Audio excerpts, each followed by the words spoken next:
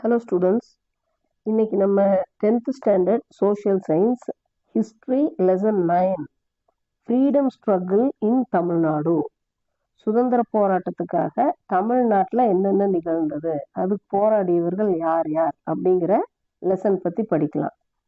Restore the contribution of the moderates. மாடரேட்ஸ்னா நடுநிலைமையான மக்கள், நடுநிலையாக நிற்கிற தலைவர்கள். கான்ட்ரிபியூஷன் அப்படின்னா அவங்களோட பங்களிப்பு. அப்போ ஸ்ட்ரகிள் ஃபார் ஃப்ரீடம் ஸ்ட்ரகிளுக்கு, சுதந்திர போராட்டத்துக்கு மாடரேட்ஸ் நடுநிலையான மக்கள் என்ன கான்ட்ரிபியூட் பண்ணாங்க அப்படிங்கிறத இந்த question. They exposed the liberal claims of the British. பிரிட்டிஷ்காரங்க அவங்களோட அணுகுமுறை எப்பயுமே லிபரல், சுதந்திரமானது அப்படின்னு கிளைம் பண்ணிக்குவாங்க. திருப்பி திருப்பி மக்கள்கிட்ட அப்படியே சொல்லுவாங்க. ஆனா அது பொய். அவங்க லிபரலா எல்லா வகையிலையும் சுதந்திரமா இந்திய மக்களை விடலை, காலனிய மக்களை விடலை. அப்ப அதை மாடரேட்ஸ் நடுநிலையான ஆட்கள் அதை எக்ஸ்போஸ் பண்ணாங்க, மக்களுக்கு புரியுற மாதிரி வெளிப்படுத்தினாங்க. பிரிட்டிஷ் எல்லா வகையிலையும் சுதந்திரம் கொடுக்கல அப்படிங்கிறத எக்ஸ்போஸ் பண்ணாங்க.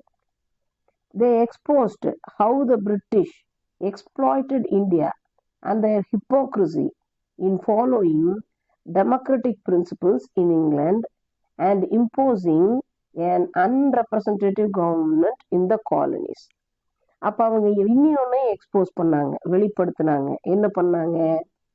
எப்படி பிரிட்டிஷ், ஹவு த பிரிட்டிஷ் எப்படி இந்தியாவை எக்ஸ்ப்ளாய்ட் பண்ணினாங்க, சுரண்டினார்கள், இந்திய வளங்களை எல்லாம் சுரண்டினாங்க, அழித்தார்கள் அப்படிங்கிறது எக்ஸ்ப்ளாய்டட் இந்தியா. அண்ட் தேர் ஹிப்போக்ரிசி, அவங்களுடைய கள்ளத்தனம், மறைமுகமா அவங்க செய்யற தீய செயல்கள், அது ஹிப்போக்ரிசி. முன்னாடி நல்லவங்கள மாதிரி நடிச்சுக்கிறது, செய்யறதெல்லாம் கெட்ட செயல்கள், அது அந்த மாதிரி நடிக்கிறது, நல்லவங்கள மாதிரி நடிக்கிறது ஹிப்போக்ரிட்டு. அப்ப ஹிப்போக்ரிசி அப்படின்னா அந்த நடித்தலுக்கு பேர் ஹிப்போக்ரிசி. அப்ப பிரிட்டிஷ்காரங்க எப்படி இந்தியாவின் வளங்களை சுரண்டி நல்லவங்கள மாதிரியே அவங்கள கிளைம் பண்ணிக்கிட்டாங்க அப்படிங்கிறத எக்ஸ்போஸ் பண்ணினாங்க. இன் ஃபாலோயிங் டெமோக்ராட்டிக் பிரின்சிபிள்ஸ், ஜனநாயக ரீதியா அவங்களோட கோட்பாடு, டெமோக்ராட்டிக்னா ஜனநாயக ரீதியா அவங்களோட கோட்பாடு, அவங்களோட பிளான், அவங்களோட ஸ்ட்ராட்டஜி என்னவா இருந்தது? அன்ரெப்ரசன்டேட்டிவ் கவர்மெண்ட், மக்களால் தேர்ந்தெடுக்கப்படுறவங்க ரெப்ரசன்டேட்டிவ்ஸ் இல்லைங்களா? அப்ப மக்களால் தேர்ந்தெடுக்கப்படுறவங்களுக்கு பேரு ரெப்ரசன்டேட்டிவ்ஸ். அன்ரெப்ரசன்டேட்டிவ் அப்படின்னா மக்களால் தேர்ந்தெடுக்கப்படாத, பிரிட்டிஷ் எம்பையர்னாலேயே அப்பாயின்மெண்ட் பண்ணப்படுற ஆட்சியாளர்கள். அப்ப அவங்கள மட்டும்தான் இம்போஸ் பண்ணினாங்க, அவங்கள மட்டும்தான் ஆட்சி அமைக்கிறதுக்கு வழிவகுத்து கொடுத்தாங்க.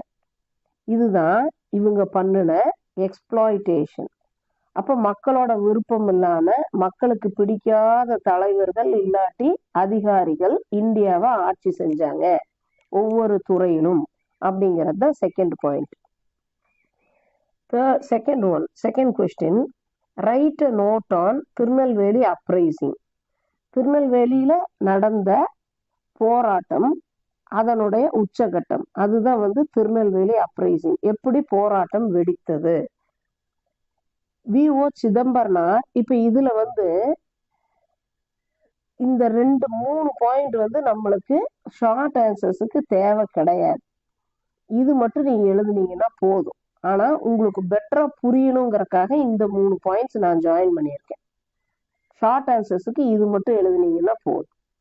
வி.ஓ. Chidambaranar joined with Subramaniya Siva in organizing mill workers in Thoothukudi and Tirunelveli.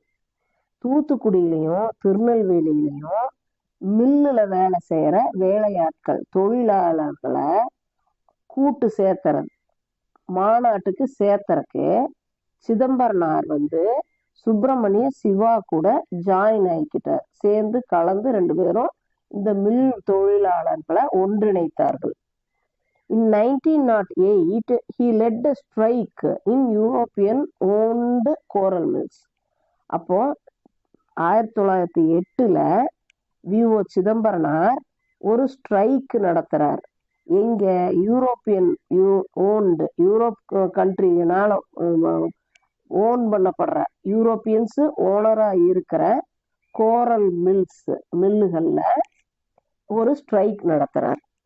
It கோயின்சைடட் with the release of Bipin Chandrapal. இந்த ஸ்ட்ரைக் நடத்துற நாளும் டைமும் பிபின் சந்திரபால் ரிலீஸ் ஆகிற டைமும் ஒன்னா இருந்தது. அதுதான் கோயின்சைடு.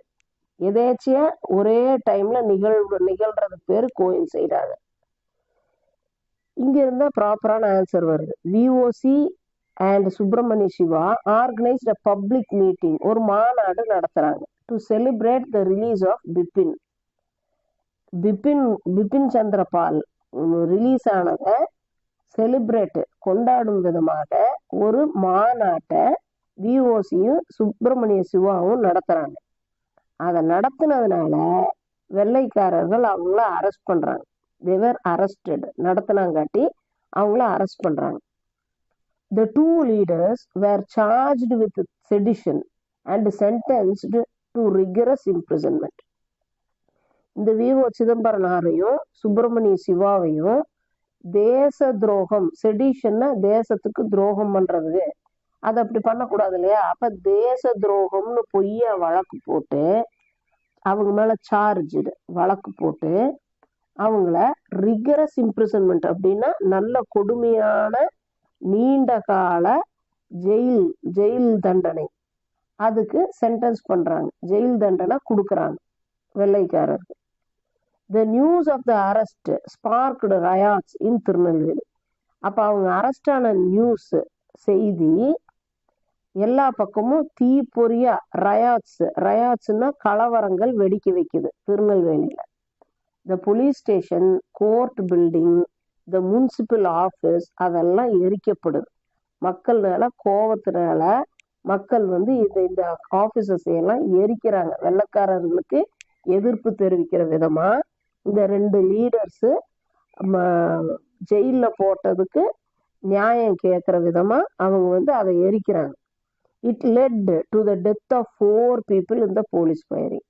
அப்ப இந்த கலவரக்காரர்களை அடக்கிறதுக்காக போலீஸ் துப்பாக்கி சூடு நடத்தும் போது அதுல 4 பொதுமக்கள் இல்லாட்டி கலவரக்காரர்கள், போராட்டக்காரர்கள் யாரா வேணாலும் இருக்கலாம், 4 people இறந்துடுறாங்க. இதுதான் திருநெல்வேலி அப்ரைசிங். திருநெல்வேலியில மக்கள் கிளர்ந்தெழுந்த சம்பவம். இப்ப 3வது answer what is the contribution of Annie Besant to India's freedom struggle? Annie Besant, an Irish lady and leader of Theosophical Society, started Home Rule League in 1916 and carried forward the demand of home rule all over India. Annie Besantங்கிறவங்க ஒரு Irish lady. அந்த lady Theosophical சொசைட்டியோட தலைவியா இருந்தாங்க. Theosophical சொசைட்டிங்கிற ஒரு அமைப்பை ஆரம்பிச்சாங்க. அவங்க home rule league அப்படிங்கிற அமைப்பையும் ஆரம்பிச்சாங்க 1916ல. அந்த அமைப்பு எதை கேரி ஃபார்வர்டு பண்ணுச்சு, எதை செயல்படுத்துறதுக்கு முனைப்பா இருந்தது? To demand home rule. நாங்களே எங்க வீட்டை, எங்க வீடு மாதிரி இருக்கிற எங்க நாட்டை நாங்களே ஆட்சி செய்துக்குவோம் இந்தியா பூராவும் அப்படின்னு சொல்லி, ஹோம் ரூல், நாங்களே எங்களை பார்த்துக்குவோம், வெள்ளைக்காரர்கள் எங்களை ஆட்சி செய்ய வேண்டாம் அப்படின்னு சொல்லி ஹோம் ரூல் மூவ்மெண்ட் முன்ன நிறுத்தி ஃப்ரீடம் ஸ்ட்ரகிள், சுதந்திரத்துக்காக போராடினாங்க. She started the newspapers New India, இது அப்போஸ்ட்ரோஃபில வரும், new India and commonweal அப்படிங்கிற, இது மேல இந்த இன்வெர்டட் கமாஸ்ல வரணும். ஏன்னா நியூஸ் பேப்பர் இல்லையா, ஒரு பேருக்கு மேல அப்படிதான் வரணும். ஒரு புக்கு, ஒரு நியூஸ் பேப்பர் பேர் மேலெல்லாம் இந்த மாதிரி இன்வெர்டட் கமாஸ் வரணும். She started the newspapers New India and Commonweal to carry forward her agenda. அப்ப 2 நியூஸ் பேப்பர் பத்திரிகைகள் ஆரம்பிக்கிறாங்க. அது இவங்களோட அஜெண்டா, அவங்களோட ஐடியா என்ன, அவங்களோட நோக்கம் என்ன, அவங்க செயல் திட்டங்கள் என்னென்ன அப்படிங்கிறத வெளிப்படுத்துறதுக்காக இந்த நியூஸ் பேப்பர்களை அவங்க பப்ளிஷ் பண்றாங்க, வெளியிடுறாங்க. ஷி ரிமார்க்ட், அவங்க என்ன சொன்னாங்கன்னா, முக்கியமான அவங்க சொன்ன விஷயம் என்னன்னா, better bullock carts and freedom than train deluxe with subjection. அப்போ நாங்க மாட்டு வண்டியிலேயே போய்க்குவோம் சுதந்திரத்தோட மாட்டு வண்டியில போறது பெட்டரு. அடிமைத்தனத்தோட ஹை கிளாஸ் டீலக்ஸ் ட்ரெயின்ல போறத காட்டிலும், அப்ப ஹை கிளாஸான ட்ரெயின்ல அடிமையா போறத காட்டிலும் சுதந்திரமா நாங்க மாட்டு வண்டியில போய்க்குவோம் அப்படிங்கிறது தான் ஆனி பெசன்ட்டோட ரொம்ப பாப்புலரான ஒரு ஸ்லோகன், ஒரு saying. Students joined the movement in large numbers. நிறைய படிக்கிற குழந்தைகள், படிக்கிற யூத், அடலசன்ஸ் இந்த மூவ்மெண்ட்ல ஜாயின் ஆனாங்க. லார்ஜ் நம்பர்ஸ், அதிகப்படியா ஜாயின் ஆனாங்க. They were trained in home rule classes. இவங்களே கிளாஸஸ் நடத்தி இந்த ஹோம் ரூலோட கோட்பாட்டுகளை அந்த யூத்துகளுக்கு சொல்லி கொடுக்குறாங்க. They were formed into boy scouts and volunteer troops. Scouts, ஸ்கூல்லலாம் ஸ்கவுட்ஸ் இருக்குது இல்லையா, இந்த மாதிரி ஸ்கவுட்ஸ் டீமை ஃபார்ம் பண்ணாங்க இந்த யூத்துகளை. வாலண்டியர் ட்ரூப்ஸ் தானாவே தன்முனைப்போட வந்து வேலை செய்வாங்க இல்லையா, அவங்கள மாதிரி அந்த மாதிரி ஒரு டீமை ஃபார்ம் பண்ணி, ட்ரூப்ஸ் அப்படின்னா படைகள், வாலண்டியர்ஸ்னா தன்னார்வலர்கள். அப்ப தானாவே வந்து நாட்டு சுதந்திரத்துக்காக போராடுறவங்கள பாய்ஸ் ஸ்கவுட்ஸாகவும் வாலண்டியர் ட்ரூப்ஸாகவும் பிரித்து அவங்களுக்கு ஹோம் ரூல் பற்றி சொல்லி கொடுத்து சுதந்திரத்துக்காக ஆனி பெசன்ட் போராடினாங்க. இப்போ நம்ம 9th லெசன் கம்ப்ளீட் பண்ணியிருக்கோம். இந்த வீடியோ கண்டிப்பாக 10th ஸ்டாண்டர்ட் ஸ்டூடெண்ட்ஸுக்கு ஷார்ட் ஆன்சர்ஸ் அண்டர்ஸ்டாண்ட் பண்ணிக்கிறதுக்கு ரொம்ப யூஸ்ஃபுல்லாக இருக்கும்.